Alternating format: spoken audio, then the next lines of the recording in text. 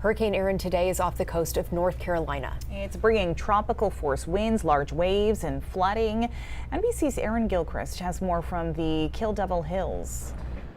Hurricane Erin is making its closest pass to the United States right now, and the storm is showing up just as we expected. We knew this was going to be an ocean event. This was going to be a wind event, and we've been seeing strong winds in this area. Gusts where we are in the 30-mile-an-hour range. There have been stronger gusts closer to 50 miles an hour farther down the Outer Banks here in North Carolina. And as you look at the ocean, we are seeing these waves just get bigger and bigger as the day goes on. The morning high tide rolling in, causing those waves to get bigger and to travel farther up the beach here where we are. As you go farther down onto Hatteras Island, we know that roads have been heavily impacted. Dunes have been essentially broken through by the ocean, and now that water is covering some of the roads that have been closed as a result.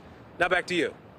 That was NBC's Aaron Gilchrist reporting. Coastal areas of Delaware are also dealing with flooding today caused by Hurricane Erin.